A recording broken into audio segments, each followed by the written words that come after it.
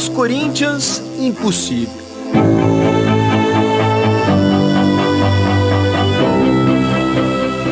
Trinta anos depois, Edinho resolveu tatuar Neto. O craque do time de 90 é o símbolo daquele título libertador.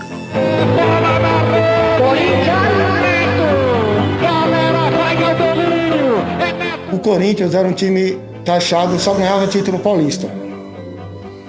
Nunca tinha ganho um brasileiro. Nunca. Todo mundo falava, o Corinthians não ganha título brasileiro. Nas costas do Júlio foi parar outro ídolo, Ronaldo. A escolha pelo goleiro tem a ver com o avô, companheiro de jogos pelo rádio. Ele aí colocava o radinho no ouvido e ficava torcendo, gritando junto com o narrador. Por ataque, o time do Corinthians, bola com o Neto. Ele cura pra Tupanzinho, vai Corinthians! Meu avô, ele gostava muito do Ronaldo, que ele falava que era o melhor jogador, que era o mais louco de todos eles. Que ele pulava na bola sem medo, que ele ia pra cima. Ele sim era Corinthians. Não à toa, 1990 é tido por muita gente como o mais corintiano dos títulos. A gente não falava de título em 90, a falar a verdade. O nosso time não foi feito para ser campeão, né? Acreditava de fazer um bom campeonato, não chegar ao título. Um título que começou a se desenhar em julho de 89, depois de uma troca com o Palmeiras. Neto e o lateral Denis foram para o Corinthians. O meia Ribamar e o também lateral Dida fizeram o caminho contrário. Na época ninguém nem notou muito, não. Primeiro porque o Neto era um jogador que estava em baixa, apesar de ser um craque, ter pintado bem no Guarani. Mas ele tinha passado por vários empréstimos, por São Paulo, para o Bangu, e não tinha dado certo. E o outro lado dessa troca é que pesava mais. Quer dizer, o Dida era um lateral titular no Corinthians, que o Palmeiras estava trocando pelo Denis. Então, colocando na balança, a troca não era tão ridícula assim, como pareceu anos depois, né? Já com o Neto, o Corinthians começou o campeonato sob desconfiança. Time ruim, time que não vai chegar em lugar nenhum, essas críticas sempre existiam. As críticas aumentaram depois das derrotas nos 2 primeiros jogos. A diretoria, então, demitiu o técnico Zé Maria e contratou Nelsinho Batista. A verdade, ali foi uma virada importante para todos nós. Com toda a sinceridade minha, a nossa equipe não tinha comando. Com a chegada do Nelsinho, mudou completamente.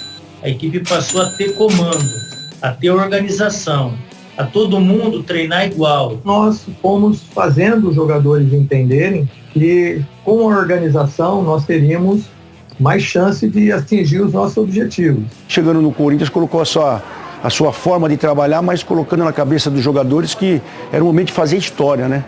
Acho que todos compraram essa ideia também. Na estreia de Nelsinho, empate com Vitória. Jogo seguinte, clássico contra o Palmeiras. 2-1, com gol de falta de Neto, no dia do aniversário dele.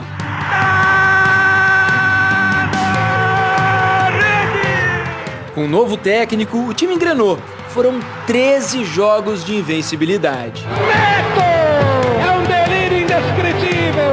É a festa da massa corintiana! No meio de tantos ídolos, aqui no Museu do Corinthians, claro que há um espaço reservado para Neto.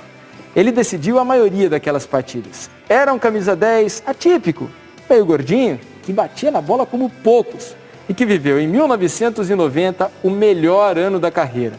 Foi um dos artilheiros daquele campeonato, 9 gols, 2 a menos que Charles, atacante do Bahia. A bola parada era a marca de Neto. Mais de 60, 70 faltas, né? Meu índice hoje foi muito bom, 80%. Eu erro pouco o gol, né? Os jogadores também sabiam que Neto resolvia e às vezes até antes dos jogos. No sábado, a gente estava no hotel, não tinha o que fazer, concentração. A gente comentou, vamos tomar uma cerveja? 1, 2, 3 não faz mal, mas só que não foi 1, 2, 3, já tomamos 12. Aí chegou uma hora, eu falei pro Neto, Neto, nossa, tô preocupado. E amanhã? Ele falou, fica tranquilo, que amanhã 1-0 eu faço gol de falta. E fez um gol antológico, quase do meio de campo de falta. Tá? Ganhamos de 1-0 do Náutico para Pacaembu. É Neto! É Neto que toca profundo no gol! A A amizade era outro ponto forte daquele time. Eu nunca trabalhei num elenco igual o de 90. Era um elenco assim, de muitos corintianos, falar a verdade. Os jogadores se gostavam, andavam juntos. Corinthians de 90 tem boas histórias também fora do campo. Eu fui andar atrás do hotel, eu vi lá, às 21 horas, espetáculos, cenas não sei do que, menor que 18 anos. Aí eu fui no hotel e, na hora da janta, falei pro pessoal, ó, tem um negócio de cena ali, eu vou lá assistir. Ah, eu vou. Aí o Neto foi, o Marcelo, que era um cara sério, eu sou humano. Sentamos bem no cantinho, lá em cima, e tudo escondidinho, escurinho, né? Falamos, ninguém viu? Vamos ficar aqui, né? Aí no final, acende a luz, os atores veem e falam, eu queria aproveitar, agradecer aos jogadores do Corinthians pela presença. Só via ninguém esconder a cabeça pra querer sair pra ir embora. O Corinthians chegou à última rodada daquele campeonato dependendo só de uma vitória para se classificar entre os 8 melhores. Resultado, 3-0 Inter, em pleno Pacaembu. Para a gente não classificar, tinha que acontecer 5 combinações na rodada. E aconteceu 4.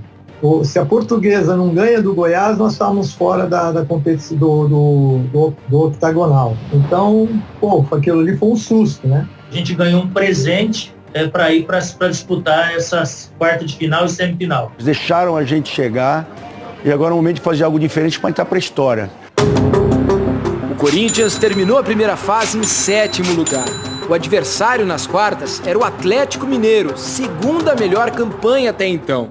O time de Nelsinho continuava questionado pela imprensa, pela torcida e até pelo próprio presidente do clube, Vicente Mateus. Eu cheguei no Parque São Jorge na terça-feira, né? E ele mandou me chamar e falou, não tem concentração mais, não vou gastar dinheiro, esse time não vai ganhar. O jogo de ida das quartas foi no Pacaembu. O Atlético saiu na frente com Gerson de cabeça. Depois, brilhou a estrela de Neto. 2 gols do camisa 10, virada e vantagem para o jogo da volta em BH.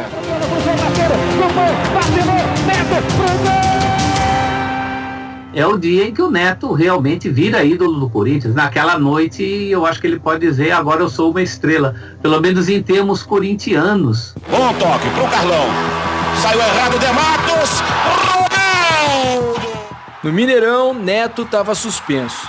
Mesmo assim, o time segurou o 0-0 e foi para a semifinal. Eu, particularmente, no jogo, passamos do Atlético, eu achei que nós poderíamos conquistar. O Bahia era o adversário da semifinal. A gente está realmente com muita vontade de jogar, espero que eu possa fazer a mesma coisa que eu fiz contra o Atlético no Pacaembu e fazer uma boa partida como todos os companheiros. De novo no Pacaembu, susto. De falta, Wagner Basílio fez 1-0. O empate veio com gol contra de Paulo Rodrigues. E, para variar, a virada veio com Neto, de falta. 2-1. A verdade, eu ajudei pra cacete, né, irmão? Porque o que eu fiz nesses 2 jogos, eu só não fiz chover. Porque o que eu fiz foi uma coisa impressionante. Nós fizemos um papel de Corinthians, velho. Só que aí tinha a volta, na Fonte Nova, em Salvador. Caldeirão, nós entramos, cara. Eu me lembro que a gente entrou de ônibus, cara. Os caras jogaram paralelepípedo em cima do ônibus. Aquele negócio aí, bum! Os torcedores colocarem as mandingas no banco de reserva, no vestiário. O roupeiro foi antes, né? Com material, sempre antes, para arrumar tudo. E chegou lá, tal, encontrou o vestiário cheio de boneco. Boneco do Mano, do Neto, do Márcio, do Ronaldo. Aí eu lembro bem que o Nelsinho falou, mete o pé em tudo isso daí e taca álcool inteiro no vestiário aí, vamos entrar e vamos jogar e acabou. Em campo, nada disso ajudou. Mesmo numa Fonte Nova lotada, o Corinthians segurou o Bahia e com outro 0-0 virou finalista do Brasileirão. O Corinthians, depois que passou pelo Bahia, já não virou mais surpresa. Todo mundo passou a acreditar, né? A decisão seria contra o favorito São Paulo de Tele Santana. Eu acho que ainda falta muito pro Corinthians. Se quiser vencer, vai ter que batalhar e correr atrás desse título, que para nós é inédito. O São Paulo tinha um time mais equilibrado, era um time considerado como talentos individuais, melhores talentos individuais que o Corinthians. O Corinthians dessa vez saiu na frente e nem demorou 5 minutos de jogo. E agora, Zete! Ele é o tipo do lance que eu acho que se o Neto cruzar mais 30 vezes, eu acho que 29 eu vou errar, porque é um lance difícil de fazer o gol. Eu acho que, dependendo do jogador que vai jogar, tem que entrar dentro de campo e levar o Corinthians ao triunfo, ou que seja, ser campeão do Brasil. Foi aqui no Morumbi, casa do rival, que o Corinthians acabou com o rótulo de time regional e faturou seu primeiro título brasileiro. Apesar de jogar pelo empate, se engana quem pensa que foi fácil. Como em toda a campanha, o jogo foi sofrido. E o que pouca gente sabe é que a vitória só foi construída depois de uma bela bronca no vestiário. A gente fez um primeiro tempo horroroso. Tanto que na primeira parte, quando acabou o intervalo, Nelson não fez nem palestra. Ele chegou, tinha a lousa, botão pro jogador, ele chegou, deu um tapa. Não tem preleção. Voou campinho, voou pedrinha pra tudo quanto é lado, né? E o roupeiro saiu catando as pedrinhas lá, nosso time deu aquela assustada, e aí ele entrou com a parte psicológica, né? Tá tudo errado. Vocês estão perdendo a cabeça no momento que não tem que perder. Temos que marcar forte e deixar o São Paulo sufocado. A bronca deu resultado. 9 minutos. Tupanzinho deu o carrinho que fez o Morumbi explodir.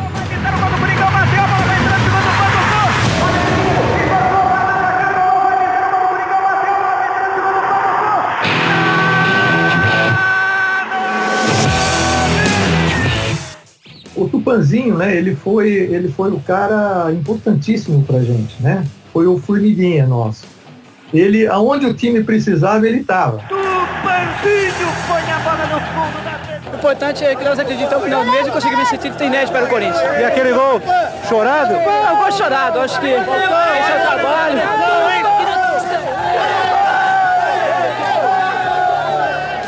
Como é que você conseguiu essa meia do Tupanzinho? O meu pai pegou ele, né? Aí ele amarrou aqui atrás de mim assim, aí eu comecei a correr.